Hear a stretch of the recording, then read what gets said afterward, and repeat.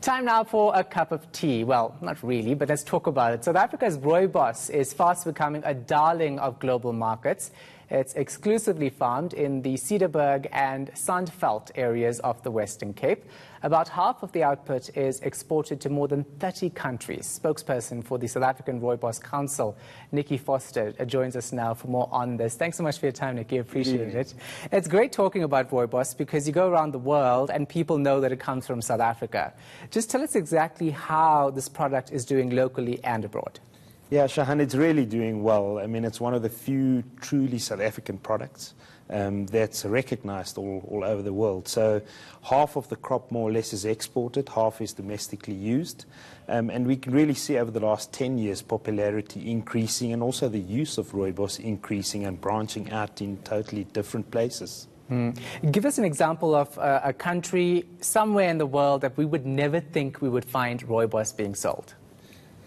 Yeah, I mean, the interesting one is Japan is one of the most popular destinations for exports, one of the biggest, and you would never expect to see Rooibos there. And it's actually seen as a premium product and fetching the highest possible prices.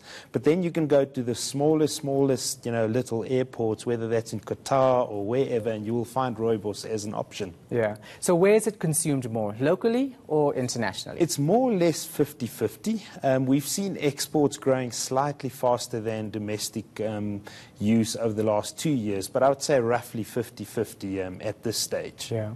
How's the sector actually weathered the drought in the Western Cape over the past year? Yeah, the last 2 to 3 years was tough for the Rooibos industry.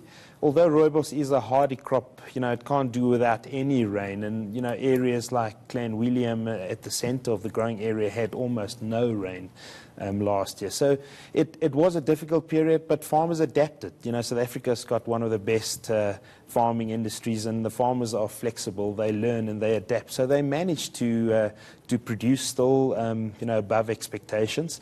But in the last sort of 6 months, we've had good rain in the region. So looking at the average rainfall only, next year should be much better.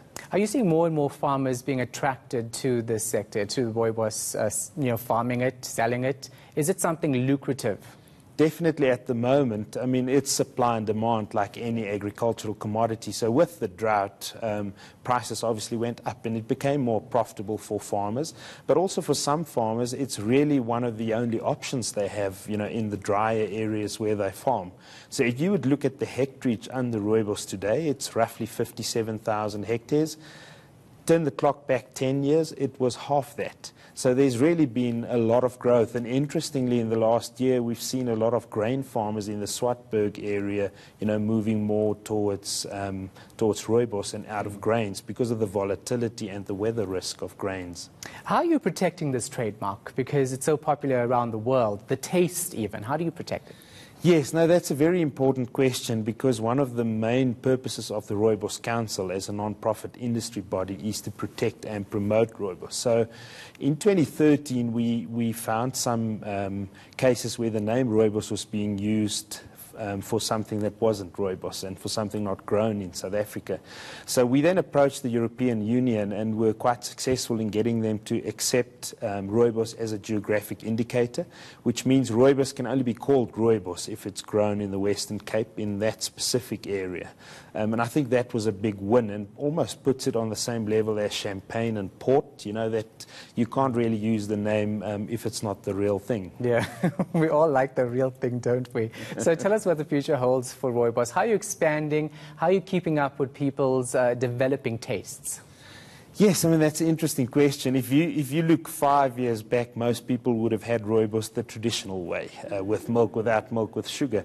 These days, you find it in, odd drinks. So alcoholic beverages is actually where it's growing as well. So with the craft gin industry, you get a lot of infused, Rooibos gins.